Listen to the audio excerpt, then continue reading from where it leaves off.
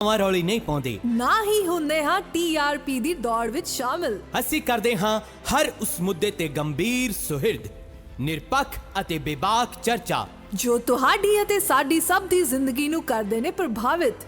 ਹਰ ਰੋਜ਼ ਦੁਨੀਆ ਭਰ ਵਿੱਚ ਬੈਠੇ ਸੂਝਵਾਨ ਵਿਦਵਾਨ ਮਹਿਮਾਨਾਂ ਨਾਲ ਹੁੰਦੀ ਹੈ ਗੱਲਬਾਤ, ਤਾਂ ਕਿ ਦਰਪੇਸ਼ ਮਸਲਿਆਂ ਨੂੰ ਸਮਝ ਕੇ ਅਸੀਂ ਆਪਣੀ ਜ਼ਿੰਦਗੀ ਨੂੰ ਦੇ ਸਕੀਏ ਸਹੀ ਸੇਧ। ਵੇਖਣਾ ਨਾ ਭੁੱਲਣਾ TV ਪੰਜਾਬੀ ਦੁਨੀਆ prime time with TV Punjabi ਦੁਨੀਆ, ਆਪਣੀ ਬੋਲੀ ਆਪਣਾ ਮਾਣ। ਤੁਸੀਂ ਵੇਖ ਰਹੇ ਹੋ TV ਪੰਜਾਬੀ ਦੁਨੀਆ ਪ੍ਰਾਈਮ ਟਾਈਮ ਸ਼ੋਅ ਦਾ ਦੂਜਾ ਹਿੱਸਾ ਲੈ ਕੇ ਅਸੀਂ ਤੁਹਾਡੀ ਸੇਵਾ 'ਚ ਹਾਜ਼ਰ ਹੋ ਗਏ ਜੀ। ਸੁਸ਼ੀਲ ਦਸਾਂਝ ਚੰਡੀਗੜ੍ਹ ਸਟੂਡੀਓ ਤੋਂ ਜੁੜ ਗਏ ਨੇ ਸਾਡੇ ਨਾਲ, ਤੇ ਮੈਂ ਹਰਜੀਤ ਸਿੰਘ ਗਿੱਲ ਟੋਰਾਂਟੋ ਸਟੂਡੀਓ 'ਚੋਂ ਆਪ ਨੂੰ ਮੁਖਾਤਬ ਹਾਂ ਜੀ। ਤੁਹਾਡਾ ਸਭ ਦਾ ਅਸੀਂ ਕਰਦੇ ਹਾਂ ਪ੍ਰੋਗਰਾਮ ਦੇ ਵਿੱਚ ਨਿੱਘਾ ਸਵਾਗਤ, ਤੇ ਨਾਲ ਹੀ ਸਵਾਗਤ ਕਰਦੇ ਹਾਂ ਸੁਸ਼ੀਲ ਦਸਾਂਝ ਹੋਰਾਂ ਦਾ। ਦਸਾਂਝ ਸਾਹਿਬ ਸਤਿ ਸ਼੍ਰੀ ਅਕਾਲ ਜੀ ਆਇਆਂ ਨੂੰ। ਬਹੁਤ ਬਹੁਤ ਮਿਹਰਬਾਨੀ ਹਰਜੀਤ ਗਿੱਲ ਜੀ, ਤੇ TV ਪੰਜਾਬੀ ਦੁਨੀਆ ਦੇ ਸਾਰੇ ਦਰਸ਼ਕਾਂ ਦਾ ਵੀ ਚੰਡੀਗੜ੍ਹ ਸਟੂਡੀਓ ਤੋਂ ਸਵਾਗਤ ਹੈ ਜੀ। ਬਹੁਤ ਬਹੁਤ ਮਿਹਰਬਾਨੀ, ਸ਼ੁਕਰੀਆ ਜੀ ਹਰਜੀਤ ਗਿੱਲ ਜੀ। ਦਸਾਂਝ ਸਾਹਿਬ, ਵੱਡੀਆਂ ਖਬਰਾਂ ਤੇ ਨਿਗਾਹ ਮਾਰਦੇ ਹਾਂ।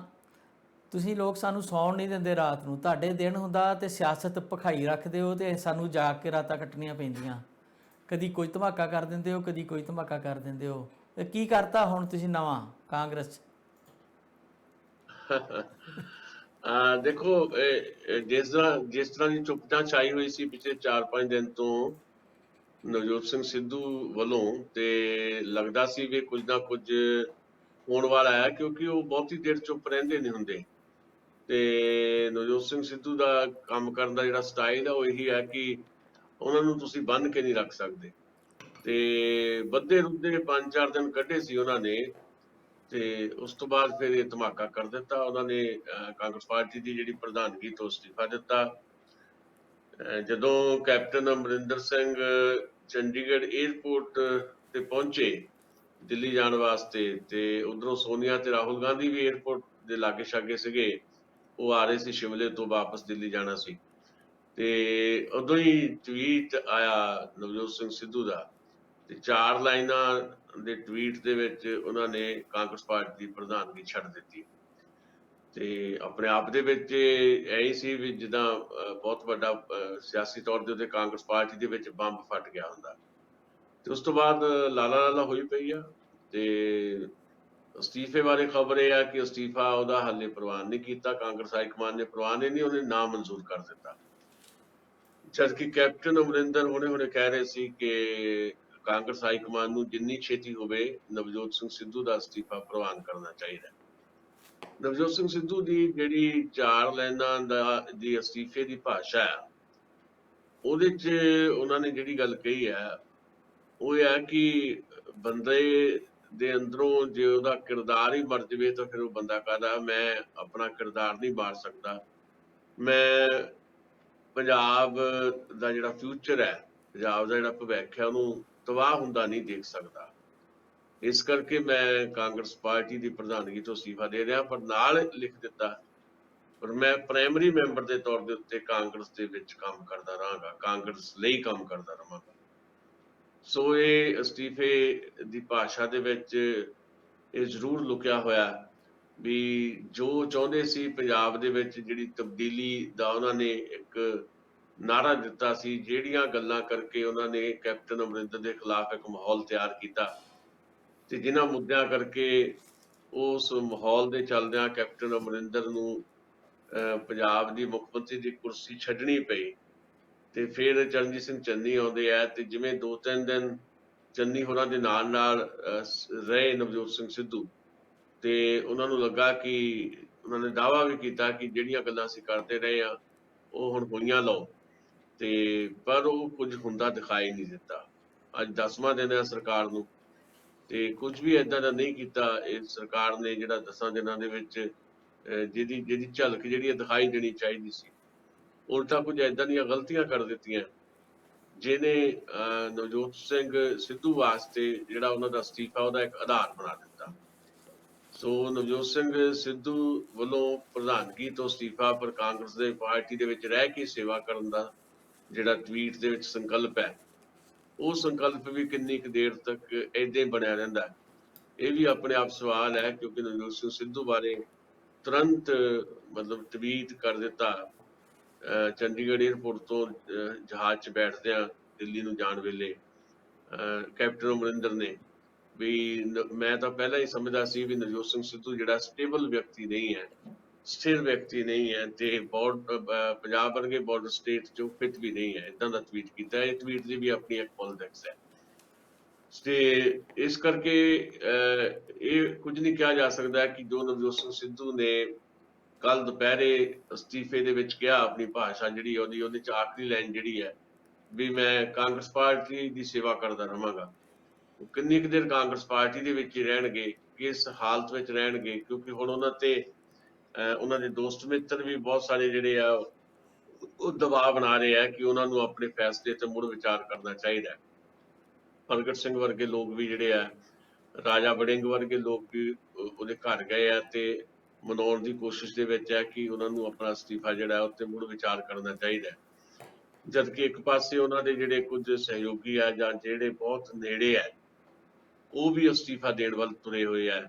ਜਿੱਦਾਂ ਇੱਕ ਉਹਨਾਂ ਨੇ ਖਜ਼ਾਨਚੀ ਲਾਇਆ ਸੀ ਤੇ ਇੱਕ ਨੌਜਵਾਨ ਲੀਡਰ ਤੇ ਉਹਦਾ ਨਾਮ ਮੇਰੇ ਜ਼ਿਹਨ ਚੋਂ ਖਿਸਕ ਰਿਹਾ, ਉਹਨੇ ਵੀ ਅਸਤੀਫਾ ਦੇ ਦਿੱਤਾ। ਪੰਜਾਬ ਕਾਂਗਰਸ ਦਾ ਖਜ਼ਾਨਚੀ ਲਾਇਆ ਸੀ ਤੇ ਰਜ਼ੀਆ ਸੁਲਤਾਨਾ ਜਿਹੜੇ ਦੁਬਾਰਾ ਹੁਣੇ ਕੈਬਨਿਟ 'ਚ ਲੈ ਗਏ ਸੀ, ਜਲ ਸਪਲਾਈ ਮੰਤਰੀ ਉਹਨਾਂ ਨੂੰ ਬਣਾਇਆ ਗਿਆ ਤੇ ਉਹਨਾਂ ਨੇ ਆਪਣਾ ਕਾਰਜਭਾਰ ਵੀ ਨਹੀਂ ਸੀ ਸਾਂਭਿਆ। ਉਹਨਾਂ ਨੇ ਨਾਲ ਦੀ ਨਾਲ ਹੀ ਆਪਣੀ ਵਜ਼ੀਰੀ ਛੱਡ ਦਿੱਤੀ ਨਵਜੋਤ ਸਿੰਘ ਸਿੱਧੂ ਦੇ ਹੱਕ ਦੇ ਵਿੱਚ।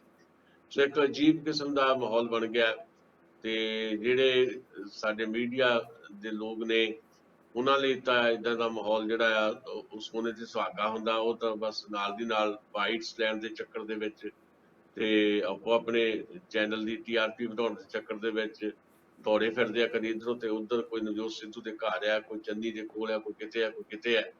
ਪਰ ਰਿਐਲਿਟੀ ਇਹ ਹੈ ਕਿ ਪਿਛਲੇ ਲੰਮੇ ਸਮੇਂ ਤੋਂ ਜਦੋਂ ਅਸੀਂ ਪੰਜਾਬ ਕਾਂਗਰਸ ਦੀਆਂ ਜਿਹੜੀਆਂ ਲਗਾਤਾਰ ਬਣਦੀਆਂ ਬਦਲਦੀਆਂ ਪ੍ਰਸਥਿਤੀਆਂ ਬਾਰੇ ਚਰਚਾ ਕਰਦੇ ਹਾਂ ਤਾਂ ਤਕਲੀਫ ਵਾਲੀ ਗੱਲ ਇਹ ਹੈ ਕਿ ਇਸ ਲੰਮੇ ਸਮੇਂ ਦੇ ਵਿੱਚ ਲੋਕ ਜਿਹੜੇ ਆ ਤੇ ਲੋਕਾਂ ਦੇ ਮੁੱਦੇ ਜਿਹੜੇ ਆ ਉਹ ਪੂਰੀ ਤਰ੍ਹਾਂ ਮਨਫੀ ਹੋ ਚੁੱਕੇ ਆ ਤੇ ਕਾਂਗਰਸ ਪਾਰਟੀ ਦੀ ਹਾਲਤ ਕੀ ਬਣ ਗਈ ਹੈ ਵੀ ਦਿੱਲੀ ਤੋਂ ਲੈ ਕੇ ਪੰਜਾਬ ਤੱਕ ਲਗਾਤਾਰ ਇਦਾਂ ਦੀਆਂ ਖਬਰਾਂ ਆ ਰਹੀਆਂ ਕਿ ਕਾਂਗਰਸ ਪਾਰਟੀ ਦੇ ਵਿੱਚ ਹੁਣ ਸਭ ਕੁਝ ਨਹੀਂ, ਕੁਝ ਵੀ ਅੱਛਾ ਨਹੀਂ ਹੈ ਤੇ ਪੰਜਾਬ ਦੇ ਵਿੱਚ ਸਥਿਤੀ ਜਿਹੜੀ ਬਦਲੀ ਹੈ ਉਹਦੇ 'ਚ ਇਮੀਡੀਏਟ ਬਦਲਾਅ ਜਿਹੜਾ ਆਇਆ ਉਹ ਸ਼ਾਇਦ ਮੈਨੂੰ ਲੱਗਦਾ ਕਿ ਜੋ ਮਕਸਦ ਲੈ ਕੇ ਕੈਪਟਨ ਅਮਰਿੰਦਰ ਦਿੱਲੀ ਗਏ ਸੀ ਉਸ ਮਕਸਦ ਨੂੰ ਥੋੜੀ ਦੇਰ ਵਾਸਤੇ ਉਹਨਾਂ ਨੇ ਵਿਰਾਮ ਦੇ ਦਿੱਤਾ ਹੈ ਤੇ ਉਹ ਵੀ ਸ਼ਾਇਦ ਪੰਜਾਬ ਵੱਲ ਫੇਰ ਤੋਂ ਹੋਰ ਤਰੀਕੇ ਨਾਲ ਦੇਖਣ ਲੱਗੇ ਨੇ।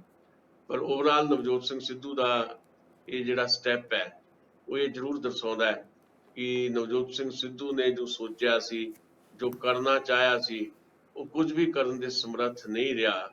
ਉਹ ਇਸ ਬੁਰੀ ਤਰ੍ਹਾਂ ਫਸ ਗਏ ਨੇ ਕਾਂਗਰਸ ਪਾਰਟੀ ਦੇ ਇਸ ਜਾਲ ਦੇ ਵਿੱਚ ਜਿੱਥੋਂ ਨਿਕਲਣਾ ਉਹ ਹੁਣ ਉਹ ਚਾਹ ਰਹੇ ਹੈ, ਪਰ ਨਿਕਲ ਕੇ ਜਾਣ ਕਿੱਥੇ ਹਾਲੇ ਇਹ ਵੀ ਤਸਵੀਰ ਉਹਨਾਂ ਦੇ ਸਾਹਮਣੇ ਜਿਹੜੀ ਹੈ ਸਪਸ਼ਟ ਨਹੀਂ ਹੈ।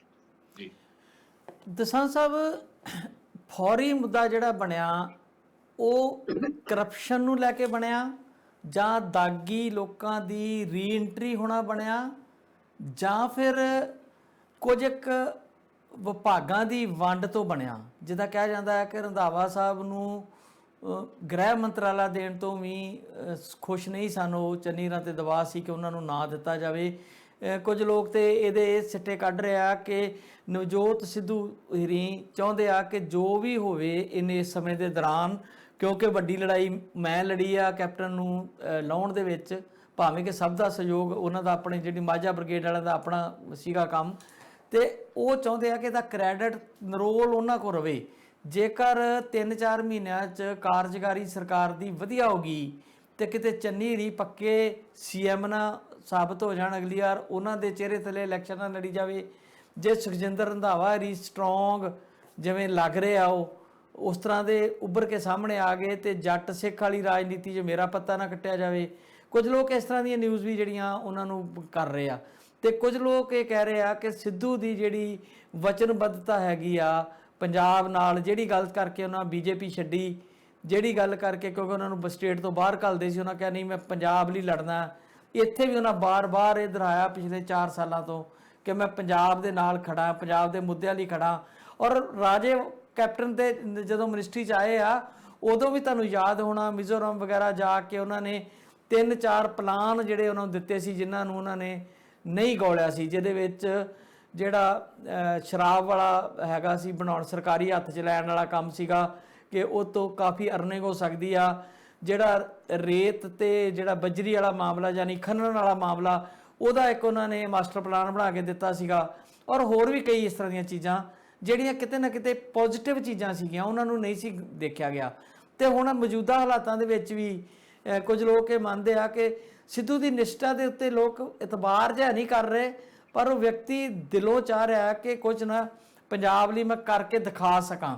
ਹਾਂ, ਉਹਨਾਂ ਦਾ ਤਰੀਕਾਕਾਰ ਗਲਤ ਹੋ ਸਕਦਾ, ਉਹਨਾਂ ਦੇ ਭਾਸ਼ਾ ਦਾ ਸੰਜਮ, ਉਹਨਾਂ ਦਾ ਜਿਹੜੀ ਮੈਚਿਓਰਟੀ, ਪੋਲੀਟੀਕਲ ਮੈਚਿਓਰਟੀ ਤੇ ਸਵਾਲ ਹੋ ਸਕਦੇ ਆ, ਪਰ ਉਹਨਾਂ ਦੀ ਨੀਤੀ ਦੇ ਉੱਤੇ, ਉਹਨਾਂ ਦੀ ਇਮਾਨਦਾਰੀ ਦੇ ਉੱਤੇ, ਉਹਨਾਂ ਦੀ ਨਿਸ਼ਠਾ ਦੇ ਉੱਤੇ ਜਿਹੜਾ ਬੇਵਜ੍ਹਾ ਸ਼ੱਕ ਹੋ ਰਿਹਾ, ਜਿਸ ਤਰ੍ਹਾਂ ਮੀਡੀਆ ਸਾਡਾ ਕਰ ਰਿਹਾ, ਉਹ ਕਿਤੇ ਨਾ ਕਿਤੇ ਉਹਨਾਂ ਨਾਲ ਜਾਇਜ਼ਤੀ ਹੈ।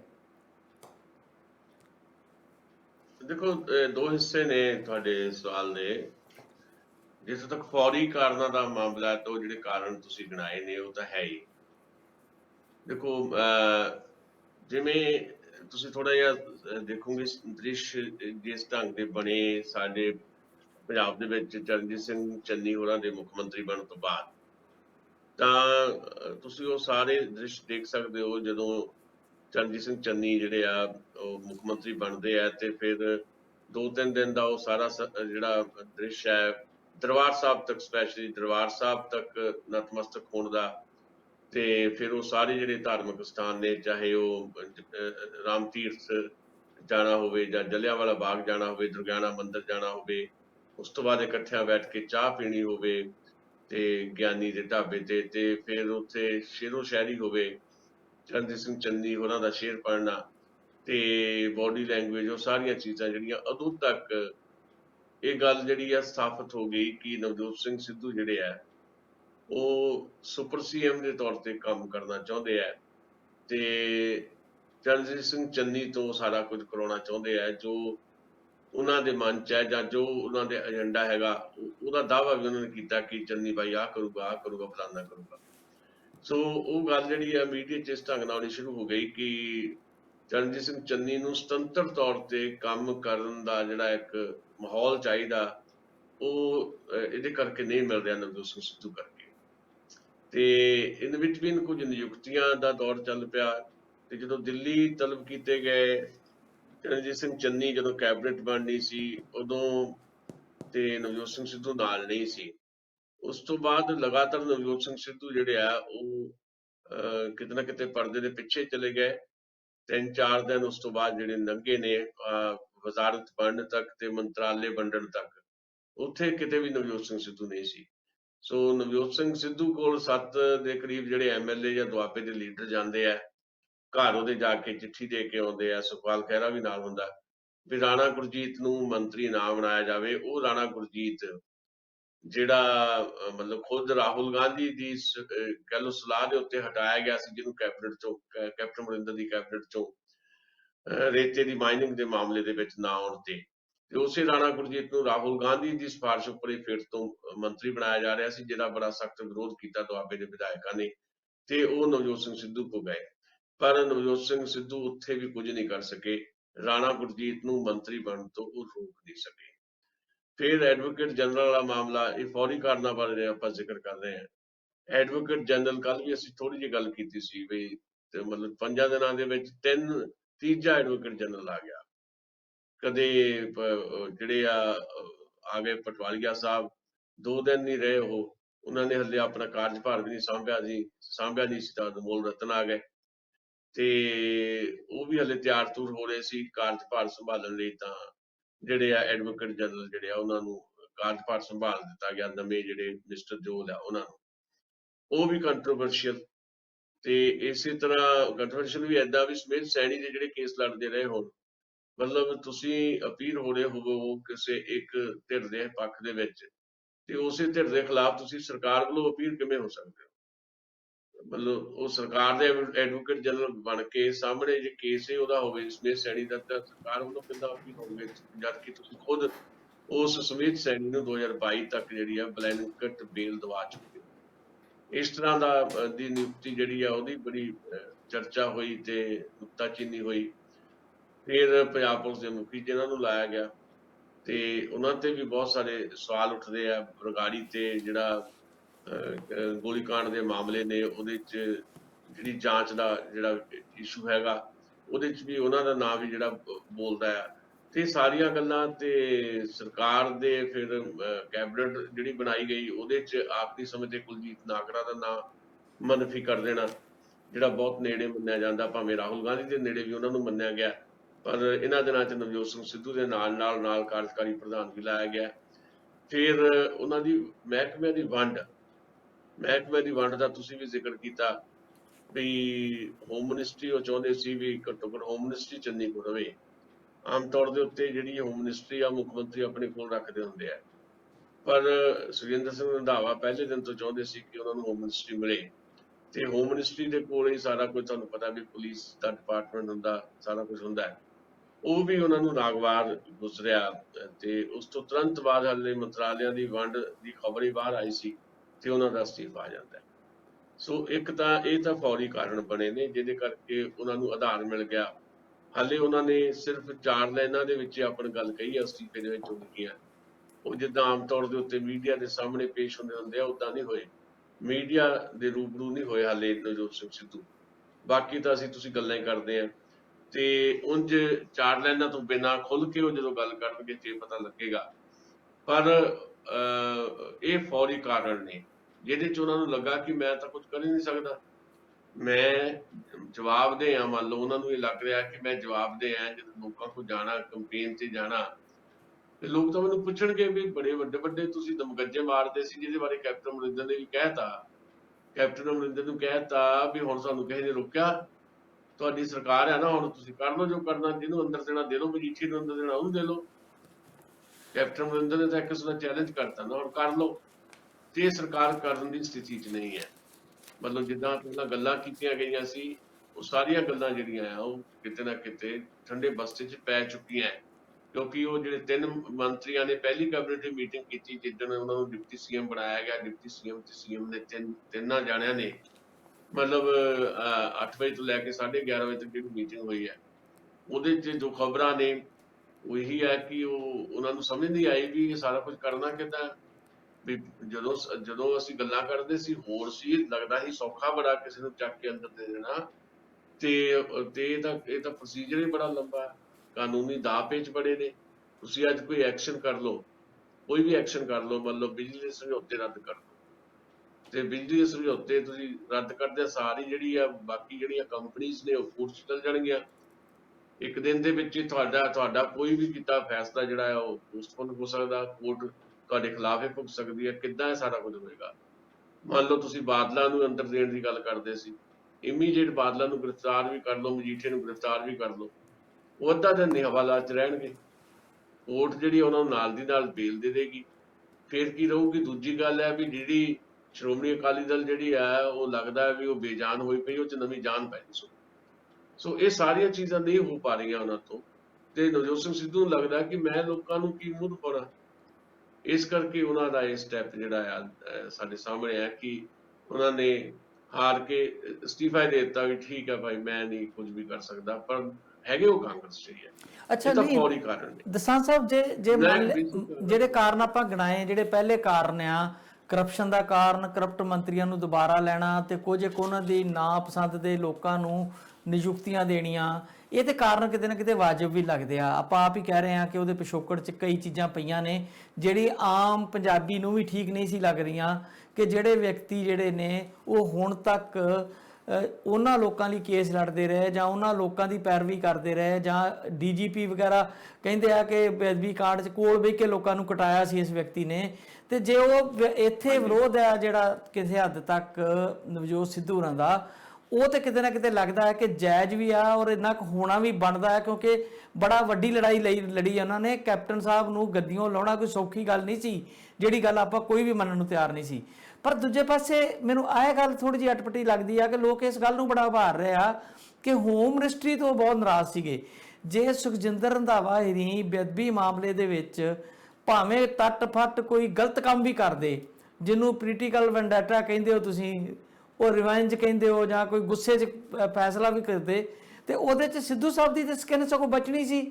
ਉਹਨਾਂ ਨੂੰ ਤੇ ਉੱਤੇ ਸਿੱਧਾ ਐਕਸ਼ਨ ਨਹੀਂ ਸੀ ਹੋਗਾ, ਕਿਸੇ ਨੇ ਉਹਨਾਂ ਦੀ ਉਂਗਲ ਨਹੀਂ ਸੀ ਕਰਨੀ, ਤੇ ਉਹਨਾਂ ਨੇ ਪਿੱਛੇ ਰਹਿ ਕੇ ਵੀ ਆਪਣਾ ਕੰਮ ਕਰਵਾ ਲੈਣਾ ਸੀ। ਜਿਹੜਾ ਉਹਨਾਂ ਦੀ ਬੜੀ ਵੱਡੀ ਇੱਛਾ ਆ ਕਿ ਮੈਂ ਮਜੀਠੀਏ ਨੂੰ ਅੰਦਰ ਕਰਾਂ, ਤੇ ਇਹੀ ਇੱਛਾ ਸੁਖਜਿੰਦਰ ਰੰਧਾਵਾ ਦੀ ਵੀ ਆ।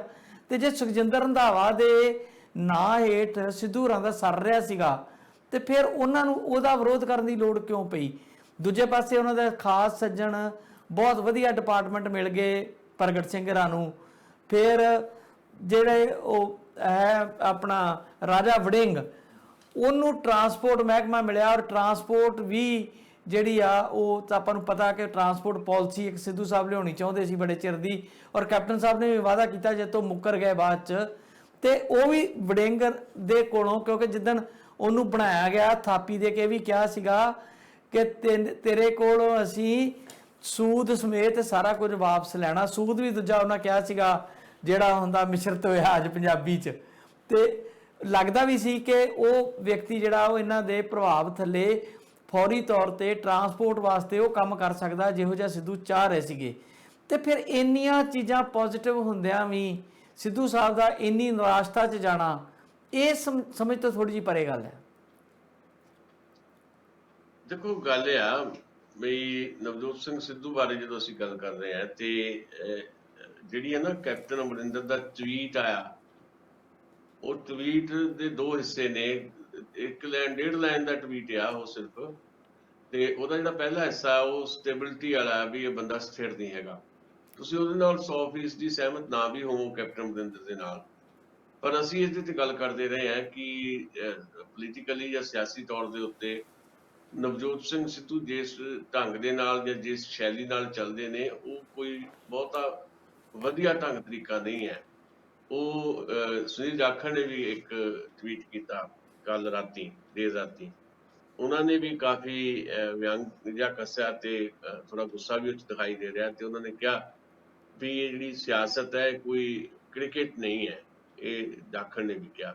ਹਾਂਜੀ। ਤੇ ਮਨੀਸ਼ ਤਿਵਾੜੀ ਨੇ ਵੀ ਵਿਅੰਗ ਕਾਫੀ ਕੱਸਿਆ। ਤੇ ਚਲੋ ਇਹ ਤਾਂ ਉਹਨਾਂ ਦੇ ਜਿਹੜੇ ਪਾਰਟੀ ਦੇ ਅੰਦਰ ਜਿਹੜੇ ਵਿਰੋਧੀ ਹੈ ਉਹਨਾਂ ਦੀ ਗੱਲ ਹੋ ਗਈ, ਪਰ ਆਮ ਬੰਦਾ ਵੀ ਸਮਝਦਾ ਜਾਂ ਦੇਖਦਾ ਜਾਂ ਮਹਿਸੂਸ ਕਰਦਾ ਹੈ ਵੀ ਨਵਜੋਤ ਸਿੰਘ ਸਿੱਧੂ ਉਵੇਂ ਚੱਲਦੇ ਨੇ ਜਿਵੇਂ ਸੱਚਮੁੱਚ ਕੋਈ ਸਿਆਸਤ ਜਿਹੜੀ ਆ ਕੋਈ ਕ੍ਰਿਕਟ ਦਾ ਮੈਦਾਨ ਹੁੰਦਾ, ਵੀ ਜਿੱਦਾਂ ਕ੍ਰਿਕਟ ਖੇਡਦੇ ਨੇ ਉਦਾਂ ਇੱਥੇ ਸਿਆਸਤ 'ਚ ਚੱਲੂਗਾ ਕੰਮ। ਇਹ ਕੋਈ ਸਿਆਸਤ ਕੋਈ ਕ੍ਰਿਕਟ ਦੀ ਪਿੱਚ ਨਹੀਂ ਹੈ।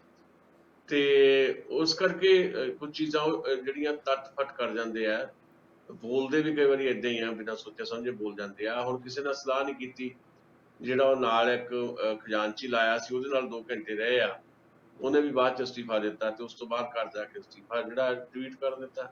ਨਹੀਂ, ਮੈਂ 1 ਮਿੰਟ ਤੁਹਾਨੂੰ ਰੋਕਣਾ ਚਾਹੁੰਦਾ, 1 ਮਿੰਟ ਰੋਕਣਾ ਚਾਹੁੰਦਾ ਇੱਥੇ। ਆਪਾਂ ਇਸ ਗੱਲ ਨਾਲ ਸਾਰੇ ਸਹਿਮਤ ਹੈ ਕਿ ਉਹਦੀ ਸ਼ੈਲੀ ਜਿਹੜੀ ਹੈ ਨਾ, ਕੰਮ ਕਰਨ ਦਾ ਤਰੀਕਾਕਾਰ ਹੈ, ਉਹ ਤੇ ਕਾਫੀ ਲੋਕਾਂ ਨੂੰ ਇਤਰਾਜ਼ ਹੈ। ਪਰ ਜਿਹੜੀ ਸ਼ੈਲੀ ਕੈਪਟਨ ਹੋਰਾਂ ਦੀ ਸੀਗੀ, 4.5 ਸਾਲ ਆਪਾਂ ਉਹਨੂੰ ਪਾਣੀ ਪੀ ਕੋਸਦੇ ਰਹੇ ਹਾਂ ਕਿ ਉਹਨੇ ਕੀਤਾ ਹੀ ਕੱਖ ਨਹੀਂ, ਇਹ ਤੋਂ ਨਖਿੱਧ ਮੁੱਖ ਮੰਤਰੀ ਹੈ ਹੀ ਨਹੀਂ। ਤੇ ਅੱਜ ਉਹਦੇ ਟਵੀਟ ਦੇ ਮੈਨੇ ਵੱਖਰੇ ਵੱਖਰੇ ਅਸੀਂ ਕੱਢ ਰਹੇ ਹਾਂ ਸਾਰੇ ਹੀ ਜਰਨਲਿਸਟ। ਤੇ ਮੇਰੇ ਖਿਆਲ 'ਚ ਤੇ ਕੈਪਟਨ ਦੇ ਟਵੀਟ ਨੂੰ ਪਾੜ ਕੇ ਰੱਦੀ ਦੀ ਟੋਕਰੀ ਸੁੱਟ ਦੇਣਾ ਚਾਹੀਦਾ। ਉਸ ਬੰਦੇ ਦੀ ਤੇ ਗੱਲ ਹੀ ਨਹੀਂ ਸੁਣਨੀ ਚਾਹੀਦੀ ਜਿਹੜੇ ਬੰਦੇ ਨਾਲ ਆਪਾਂ ਇੰਨੀ ਨਫ਼ਰਤ ਕਰਦੇ ਸੀ ਕਿ ਇਹਨੇ ਪੰਜਾਬ ਦਾ ਕੱਖ ਨਹੀਂ ਸਵਾਰਿਆ, ਰਲ ਕੇ ਗੇਮ ਖੇਡਦਾ ਰਿਹਾ। ਤੇ ਅੱਜ ਉਸ ਵਿਅਕਤੀ ਨੂੰ ਅਸੀਂ ਇੰਨੀ ਅਹਿਮੀਅਤ ਦੇ ਰਹੇ ਹਾਂ। ਜਿਹੜੇ ਵਿਅਕਤੀ, ਠੀਕ ਹੈ, ਜਾਖੜ ਸਾਹਿਬ ਬਾਰੇ ਕਿਹਾ ਜਾਂਦਾ ਕਿ ਉਹ ਬੜੇ ਸੁਚੱਜੇ ਢੰਗ ਨਾਲ ਗੱਲ ਕਰਨ ਵਾਲੇ ਸੋਬਰ ਵਿਅਕਤੀ ਨੇ, ਉਹਨਾਂ ਦੀ ਰਿਸਪੈਕਟ ਆਪਣੀ ਥਾਂ। ਪਰ ਜਿਹੜੀਆਂ ਪਾਰਟੀ 'ਚ ਧੜੇਬੰਦੀਆਂ ਨੇ, ਜਿਸ ਤਰੀਕੇ ਨਾਲ 4.5 ਸਾਲ ਉਹਨਾਂ ਨੇ ਵੀ ਆਪਣੀ ਗੁਰਦਾਸਪੁਰ ਇਲੈਕਸ਼ਨ ਹਾਰਨ ਤੋਂ ਬਾਅਦ ਜਿਸ ਤਰੀਕੇ ਨਾਲ ਕਮਜ਼ੋਰ ਪ੍ਰਧਾਨ ਦਾ ਰੋਲ ਅਦਾ ਕੀਤਾ, ਜਿਸ ਤਰ੍ਹਾਂ ਉਹ ਕੈਪਟਨ ਦੇ ਅੱਗੇ ਸਾਹ ਹੀ ਨਹੀਂ ਲੈ ਸਕੇ, ਤੇ ਉਹਨਾਂ ਦੀ ਕਾਰਜਸ਼ੈਲੀ ਨੂੰ ਆਪਾਂ ਕਿੰਨਾ ਸਲਾਹ ਸਕਦੇ ਹਾਂ? ਉਹਨਾਂ ਲੋਕਾਂ ਦੀਆਂ ਇਹ ਜਿਹੜੀਆਂ ਵਿਰੋਧੀ ਬਣ ਕੇ ਗੱਲਾਂ ਦੇ ਉੱਤੇ ਆਪਾਂ ਇਤਬਾਰ ਕਰ ਰਹੇ ਹਾਂ, ਤੇ ਇੱਕ ਵਿਅਕਤੀ ਜਿਹੜਾ ਜੂਝ ਰਿਹਾ ਉਹਨੂੰ ਅਸੀਂ ਉੱਤੇ ਇਤਬਾਰ ਨਹੀਂ ਕਰ ਰਹੇ। ਫਿਰ ਇਹ ਸਾਡੀ ਵੀ ਕਾਰਜਸ਼ੈਲੀ ਕਿਹੋ ਜਿਹੀ? ਤੁਸੀਂ ਗੱਲ ਪੂਰੀ ਨਹੀਂ ਸੁਣੀ ਮੇਰੀ। ਨਹੀਂ, ਮੈਂ ਤੁਹਾਡੀ ਨਹੀਂ ਗੱਲ ਕਰ ਰਿਹਾ, ਮੈਂ ਜਨਰਲ ਗੱਲ ਕਰ ਰਿਹਾ ਸਭ ਦੀ। ਮੈਂ ਜਨਰਲ ਗੱਲ ਕਰ ਰਿਹਾ ਕਿ ਕੈਪਟਨ ਦੇ ਟਵੀਟ ਦੀ ਤੇ ਜ਼ਿਕਰ ਕਰਨਾ ਵੀ ਫਜ਼ੂਲ ਹੈ ਉਸ ਵਿਅਕਤੀ ਦਾ। ਮੈਂ ਤੁਹਾਨੂੰ ਦੱਸਦਾ, ਬਾਅਦ ਚ ਕਰਦੇ ਆ ਕੈਪਟਨ ਦੇ ਟਵੀਟ ਬਾਰੇ ਵੀ ਗੱਲ ਹੈ। ਕੈਪਟਨ ਦੇ ਟਵੀਟ ਬਾਰੇ ਜਿਹੜਾ 1.5 ਲਾਈਨ ਦਾ ਟਵੀਟ ਹੈ, ਉਹਦੀ ਵਿਆਖਿਆ ਇੱਕ ਵੱਖਰੀ ਆ, ਉਹ ਆਪਾਂ ਬਾਅਦ ਚ ਕਰ ਦਿੰਦੇ ਆ। ਮੈਂ ਦੱਸਦਾ, ਉਹ ਕਿਸੇ ਨੇ ਵੀ ਨਹੀਂ ਕੀਤੀ ਹੋਣੀ, ਜਿਹੜੀ ਮੈਂ ਕਰਨੀ। ਮੈਂ ਇਹ ਕਹਿ ਰਿਹਾ ਤੁਹਾਨੂੰ ਬਈ ਨਵਜੋਤ ਸਿੰਘ ਸਿੱਧੂ ਜਿਹੜੇ ਆ ਉਹਨਾਂ ਇਹ ਜਿਹੜੀਆਂ ਗੱਲਾਂ ਕਹੀਆਂ ਦੂਏ ਨੇ ਕੈਪਟਨ ਨੇ ਕਹੀਆਂ, ਮੈਂ ਉਹਦੇ ਇੱਕ ਹਿੱਸਾ ਕਿਹਾ, 1.5 ਲਾਈਨ ਦਾ ਜਿਹੜਾ ਟਵੀਟ ਹੈ ਉਹਦਾ ਪਹਿਲੇ ਹਿੱਸੇ ਦੀ ਗੱਲ ਕੀਤੀ ਹੈ, ਉਹ ਤੋਂ ਨਾਲ ਮੈਂ ਸੁਨੀਲ ਜਾਖੜ ਦੀ ਗੱਲ ਕੀਤੀ ਹੈ। ਪਰ ਮੈਂ ਇਹ ਕਹਿ ਰਿਹਾ ਕਿ ਇਹਨਾਂ ਤੋਂ ਪਹਿਲਾਂ ਤਾਂ ਅਸੀਂ ਇਹ ਗੱਲਾਂ ਕਰਦੇ ਰਹੇ ਹਾਂ ਨਵਜੋਤ ਸਿੰਘ ਸਿੱਧੂ ਬਾਰੇ, ਵੀ ਜਿਸ ਢੰਗ ਨਾਲ ਉਹ ਚੱਲਦੇ ਨੇ ਉਹ ਕੋਈ ਸਹੀ ਤਰੀਕਾ ਨਹੀਂ ਆ, ਕੋਈ ਉਹ ਬਹੁਤ ਮੈਚੁਰ ਪੋਲੀਟੀਸ਼ੀਅਨ ਦੀ ਜਿਹੜਾ ਦਿੱਖ ਜਾਂ ਇਮੇਜ ਉਹਨਾਂ ਦੀ ਨਹੀਂ ਬਣਦੀ, ਤੇ ਉਹ ਹਮੇਸ਼ਾ ਹੀ ਇਦਾਂ ਕਰਦੇ ਆ। ਉਹ ਕ੍ਰਿਕਟ ਦੇ ਮੈਦਾਨ ਤੋਂ ਲੈ ਕੇ ਭਾਰਤੀ ਜਨਤਾ ਪਾਰਟੀ ਤੱਕ ਤੇ ਟੀਵੀ ਦੀ ਦੁਨੀਆ ਤੱਕ ਜਾਣ ਤੱਕ ਤੇ ਟੀਵੀ ਦੀ ਦੁਨੀਆ ਤੋਂ ਫਿਰ ਭਾਰਤੀ ਜਨਤਾ ਪਾਰਟੀ ਦਾ ਸਫ਼ਰ ਤੈਅ ਕਰਦੇ ਆ ਤੇ ਕਾਂਗਰਸ ਤੱਕ ਆਉਂਦਿਆਂ ਉਹਨਾਂ ਦਾ ਇਹੀ ਸੁਭਾਅ ਰਿਹਾ ਹੈ। ਉਹ ਸੁਭਾਅ ਜਿਹੜਾ ਹੈ ਉਹਨਾਂ ਨੂੰ ਕਿਤੇ ਟਿਕਣ ਨਹੀਂ ਦਿੰਦਾ। ਇਹ ਤਾਂ ਅਸੀਂ ਗੱਲਾਂ ਕਰਦੇ ਰਹੇ ਹਾਂ, ਹੁਣ ਵੱਖਰੀ ਗੱਲ ਹੈ ਕੋਈ ਟਵੀਟ ਕੀ ਕਰਦਾ ਕੀ ਨਹੀਂ, ਉਹ ਬਾਅਦ ਦੀਆਂ ਗੱਲਾਂ। ਮੈਂ ਨਵਜੋਤ ਸਿੰਘ ਸਿੱਧੂ ਬਾਰੇ ਇਹ ਗੱਲ ਕਹਿ ਰਿਹਾ ਸੀ ਵੀ ਜਿਹੜੇ ਫੌਰੀ ਕਾਰਨ ਆਪਾਂ ਵਿਚਾਰ ਰਹੇ, ਬੁਨਿਆਦੀ ਕਾਰਨ ਜਿਹੜਾ ਕੋਈ ਹੋਰ ਹੈ ਉਹ ਆਪਾਂ ਥੋੜਾ ਜਿਹਾ ਦੇਖ ਲੈਂਦੇ ਹਾਂ। ਉਹ ਬੁਨਿਆਦੀ ਕਾਰਨ ਇਹ ਹੈ ਕਿ ਜਦੋਂ ਚਰਨਜੀਤ ਸਿੰਘ ਚੰਨੀ ਹੋਰਾਂ ਨੂੰ ਮੁੱਖ ਮੰਤਰੀ ਵਜੋਂ ਪੇਸ਼ ਕਰ ਦਿੱਤਾ ਗਿਆ, ਉਸ ਤੋਂ ਬਾਅਦ ਦਾ ਜਿਹੜਾ ਕੁਝ ਸਮਾਂ ਗੁਜ਼ਰਿਆ, ਥੋੜੇ ਜਿਹੇ ਹੋਏ 10 ਦਿਨ, ਇਹਨਾਂ 10 ਦਿਨਾਂ ਦੇ ਵਿੱਚ 5-4 ਦਿਨ ਪਹਿਲੇ ਜਿਹੜੇ ਉਹ ਛੱਡ ਦਈਏ ਤੇ ਉਸ ਤੋਂ ਬਾਅਦ ਜੋ ਦਿੱਲੀ ਦੇ ਵਿੱਚ ਸਿਆਸਤ ਜਿਹੜੀ ਹੈ ਖੇਡੀ ਗਈ ਹੈ ਜਾਂ ਦਿੱਲੀ ਦੇ ਵਿੱਚ ਖੇਡ ਬਣਾਈ ਗਈ ਹੈ ਸਾਰੀ, ਉਹਦੇ 'ਚ ਜਿਹੜੇ ਬੰਦੇ ਫਰੇਮ 'ਚ ਆ ਰਹੇ ਨੇ, ਉਹ ਫਰੇਮ 'ਚ ਬੰਦੇ ਆ ਰਹੇ ਨੇ ਪੰਜਾਬ ਦੇ ਵਿੱਚ ਚਰਨਜੀਤ ਸਿੰਘ ਚੰਨੀ ਤੇ ਉੱਥੇ ਦਿੱਲੀ ਦੇ ਵਿੱਚ ਮਨਪ੍ਰੀਤ ਬਾਦਲ ਤੇ ਸੁਨੀਲ ਜਾਖੜ, ਜਿਨ੍ਹਾਂ ਨਾਲ ਬੈਠ ਕੇ ਬਕਾਇਦਾ ਹਾਈ ਕਮਾਨ ਨੇ ਕੁਝ ਜਿਹੜਾ ਭਵਿੱਖ ਦਾ ਜਿਹੜਾ ਮਾਹੌਲ ਕਿੱਦਾਂ ਦਾ ਰਹਿਣਾ ਕਾਂਗਰਸ ਦਾ ਉਹਨੂੰ ਵਿਚਾਰਿਆ ਤੇ ਭਵਿੱਖ ਦੇ ਵਿੱਚ ਲੀਡਰਸ਼ਿਪ ਜਿਹੜੀ ਆ ਕਾਂਗਰਸ ਪਾਰਟੀ ਦੀ ਪੰਜਾਬ ਦੀ ਉਹ ਕਿਹੜੀ ਹੋਣੀ ਆ, ਉਹਦੇ ਤੇ ਲਗਭਗ ਮੋਹਰ ਲੱਗੀ ਹੈ। ਉਹ ਮੈਂ ਸਮਝਦਾ ਕਿ ਨਵਜੋਤ ਸਿੰਘ ਸਿੱਧੂ ਨੂੰ ਸਮਝ ਆ ਗਈ ਕਿ ਪਹਿਲੀ ਗੱਲ ਤਾਂ ਚਰਨਜੀਤ ਸਿੰਘ ਚੰਨੀ ਨੂੰ ਹਾਲ ਫਿਲਹਾਲ 3 ਮਹੀਨੇ ਦਾ ਛੱਡੋ, ਤੇ ਉਸ ਤੋਂ ਬਾਅਦ ਵੀ ਜੇ ਚੋਣ ਜਿੱਤ ਵੀ ਜਾਂਦੀ ਹੈ ਕਾਂਗਰਸ ਜਾਂ ਚੋਣਾਂ ਦੇ ਵਿੱਚ ਵੀ ਜਦੋਂ ਜਾਣਾ ਹੈ ਤਾਂ ਚਰਨਜੀਤ ਸਿੰਘ ਚੰਨੀ ਨੂੰ ਸਾਈਡ ਤੇ ਨਹੀਂ ਕੀਤਾ ਜਾ ਸਕਦਾ। ਚਰਨਜੀਤ ਸਿੰਘ ਚੰਨੀ ਨੂੰ ਹੀ ਚਿਹਰਾ ਬਣਾਉਣਾ ਪਏਗਾ, ਇਹ ਕਾਂਗਰਸ ਪਾਰਟੀ ਦੀ ਮਜਬੂਰੀ ਬਣ ਗਈ ਤੇ ਉੱਥੇ ਨਵਜੋਤ ਸਿੰਘ ਸਿੱਧੂ ਕਿਤੇ ਨਹੀਂ, ਮਤਲਬ ਚਿਹਰਾ ਵੀ ਨਹੀਂ ਬਣਨਗੇ ਨਵਜੋਤ ਸਿੰਘ ਸਿੱਧੂ ਤੇ ਚੋਣ ਜੇ ਜਿੱਤ ਜਾਂਦੀ ਹੈ ਕਾਂਗਰਸ ਤਾਂ ਵੀ ਨਵਜੋਤ ਸਿੰਘ ਸਿੱਧੂ ਕਿਤੇ ਨਹੀਂ। ਉਹ ਪ੍ਰਧਾਨ ਬਣਾ ਦਿੱਤੇ ਆ, ਬਸ ਪ੍ਰਧਾਨ ਤੋਂ ਬਾਅਦ ਕੁਝ ਨਹੀਂ ਹੈ। ਜਿਹੜਾ ਉਹਨਾਂ ਦਾ ਸੁਪਨਾ ਸੀ ਮੁੱਖ ਮੰਤਰੀ ਬਣਨ ਦਾ ਉਹ ਕਿਤੇ ਨਹੀਂ ਹੈ।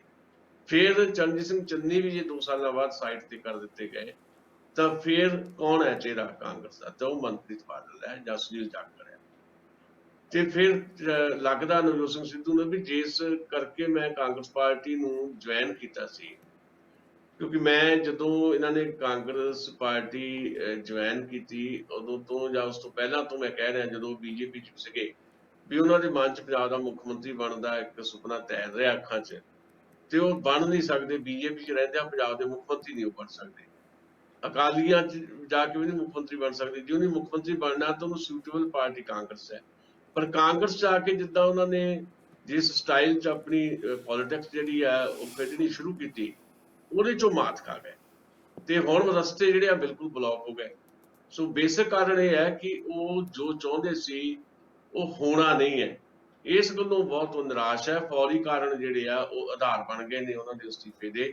ਪਰ ਫਿਰ ਵੀ ਮੈਂ ਸਮਝਦਾ ਹਾਂ ਕਿ ਜੋ ਕਾਂਗਰਸ 'ਚ ਰਹਿਣਾ ਚਾਹੁੰਦੇ ਆ, ਜਿੱਦਾਂ ਉਹਨਾਂ ਨੇ ਟਵੀਟ ਦੀ ਆਖਰੀ ਲਾਈਨ ਉਹਨਾਂ ਦੀ, ਫਿਰ ਉਹਨਾਂ ਨੂੰ ਰਿਜ਼ਾਈਨ ਦੇਣ ਤੋਂ ਪਹਿਲਾਂ as a president Congress party the meeting ਕਾਲ ਕਰਕੇ, ਬਕਾਇਦਾ ਐਗਜ਼ੈਕਟਿਵ ਦੀ ਕਹਿ ਲਓ ਜਾਂ ਸੂਬਾਈ ਕਾਂਗਰਸ ਦੀ ਮੀਟਿੰਗ ਕਾਲ ਕਰਕੇ, ਜਿਸ 'ਚ ਸਾਰੇ ਲੋਕ ਹੋਣੇ ਸੀ, ਮੰਤਰੀ ਸੰਤਰੀ ਵਿੱਚ ਮੁੱਖ ਮੰਤਰੀ, ਉੱਥੇ ਬਿਲਕੁਲ ਕਲੈਰਿਟੀ ਨਾਲੇ ਗੱਲਾਂ ਕਰਨੀਆਂ ਚਾਹੀਦੀਆਂ ਸੀ ਵੀ ਅਸੀਂ ਤਾਂ ਆਹ ਕਰਨਾ ਸੀ ਤੇ ਕਿੱਥੇ ਪਹੁੰਚ ਗਏ ਆਪਾਂ ਤਾਂ ਅਫਸਰ ਵੀ ਨਹੀਂ ਚੱਜਦੇ ਲਾ ਪਾ ਰਹੇ।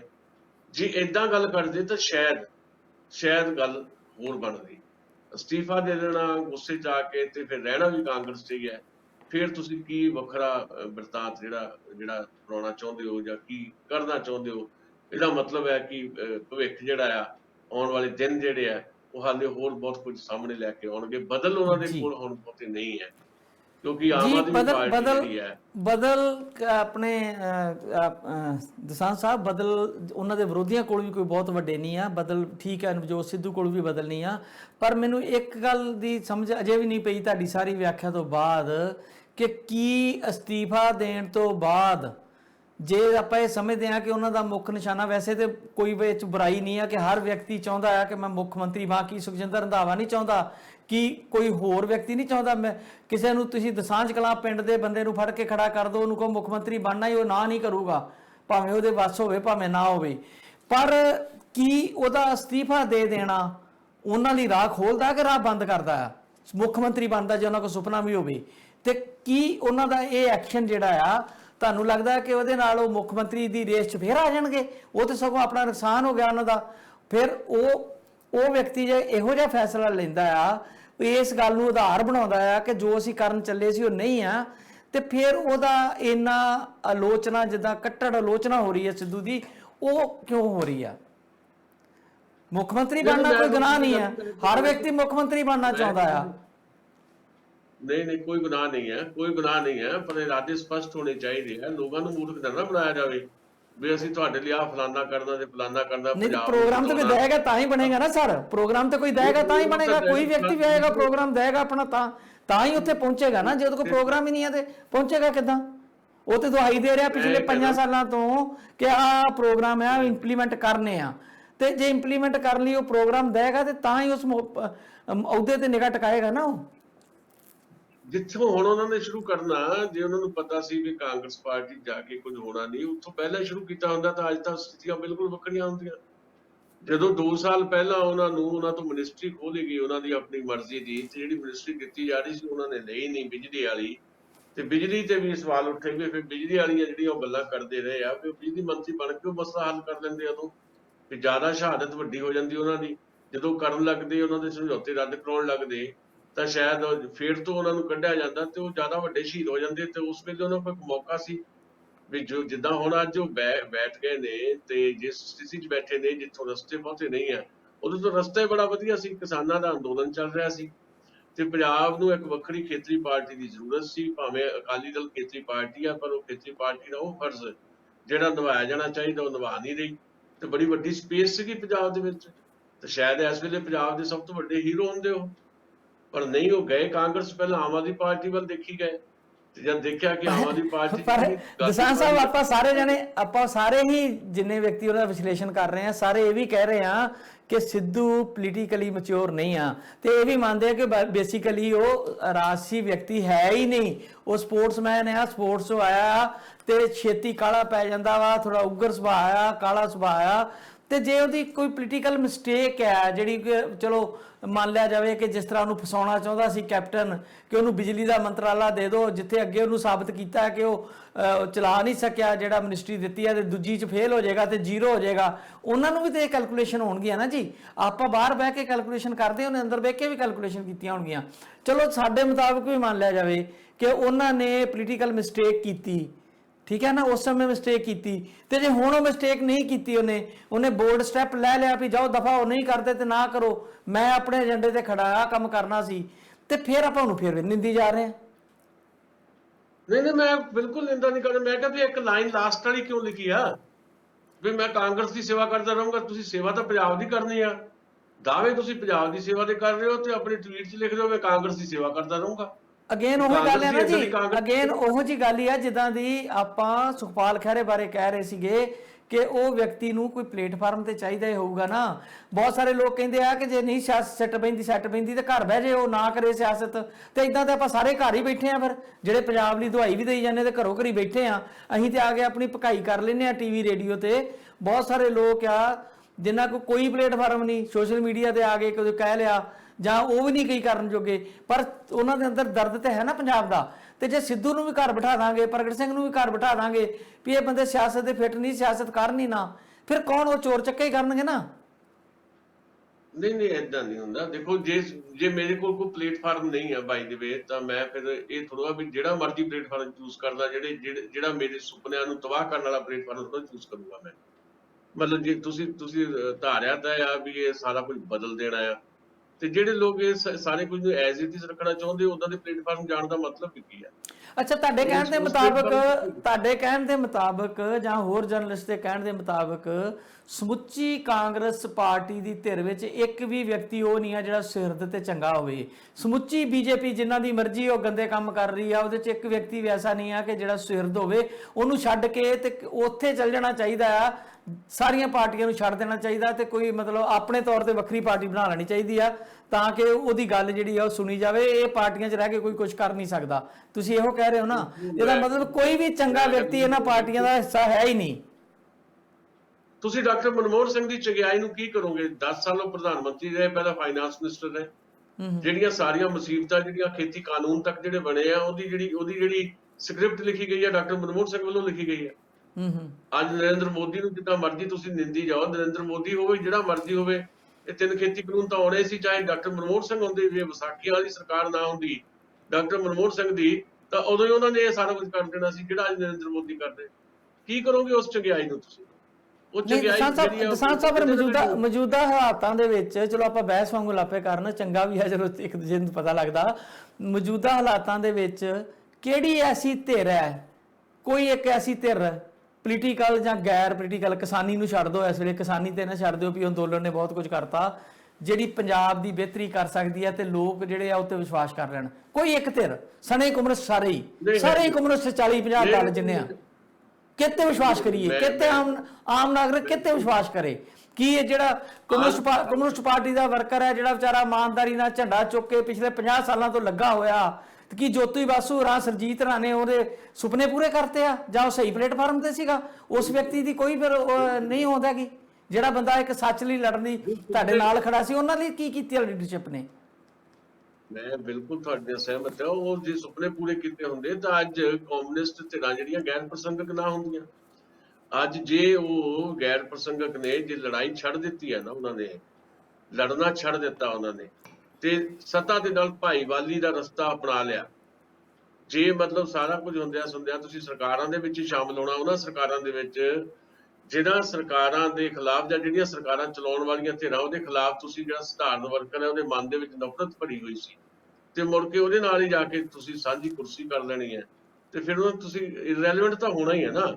ਨਹੀਂ ਸਰ ਇੱਥੇ ਥੋੜਾ ਜਿਹਾ ਇੱਕ ਹੋਰ ਪੁਆਇੰਟ ਮੇਰਾ, ਇਰੈਲੇਵੈਂਟ ਤੇ ਉਹ ਵੀ ਨੇ, ਇਰੈਲੇਵੈਂਟ ਤੇ ਅੱਜ ਦੀ ਡੇਟ 'ਚ ਉਹ ਵੀ ਨੇ ਜਿਹੜੇ ਕਹਿ ਰਹੇ ਆ ਕਿ ਜਿਹੜੀਆਂ ਸੱਤਾ 'ਚ ਪਾਰਟੀਆਂ ਨੇ ਉਹਨਾਂ ਨਾਲ ਸਮਝੌਤਾ ਕਰਨਾ ਹੀ ਨਹੀਂ। ਇਰੈਲੇਵੈਂਟ ਤੇ ਉਹ ਵੀ ਨੇ ਜਿਹੜੇ ਕਹਿੰਦੇ ਅਸੀਂ ਇਲੈਕਸ਼ਨ ਸਿਸਟਮ ਨੂੰ ਰੱਦ ਕਰਦੇ ਆ, ਅਸੀਂ ਇਹ 'ਚ ਹਿੱਸਾ ਹੀ ਨਹੀਂ ਲੈਣਾ। ਫਿਰ ਕਿਹੜੀ ਐਸੀ ਧਿਰ ਹੈ ਜਿਹਦੇ ਨਾਲ ਲੋਕ ਸੋਚਣ ਵੀ ਅਸੀਂ ਇਹਨਾਂ ਨੂੰ ਸਾਰਿਆਂ ਨੂੰ ਦਫਾ ਕਰਕੇ ਇਹਦੇ ਵੱਲ ਜਾਈਏ ਤੇ ਸਾਡਾ ਕੁਝ ਬਣ ਜਾਊਗਾ? ਕੋਈ ਇੱਕ ਧਿਰ ਦਾ ਨਾਂ ਤੇ ਲਓ ਨਾ, ਪੰਜਾਬ 'ਚ ਕੋਈ ਇੱਕ ਧਿਰ ਮੈਨੂੰ ਦੱਸੋ ਜਿਹੜੀ ਤੁਹਾਨੂੰ ਲੱਗਦਾ ਕਿ ਜੇ ਲੋਕ ਪੂਰੀ ਇਮਾਨਦਾਰੀ ਨਾਲ ਲਾਮਬੱਧ ਹੋ ਕੇ ਉਹਦੇ ਪਿੱਛੇ ਲੱਗ ਜਾਣ ਤੇ ਉਹ ਪੰਜਾਬ ਨੂੰ ਕੁਝ ਸਵਰਗ ਬਣਾ ਦਊਗੀ।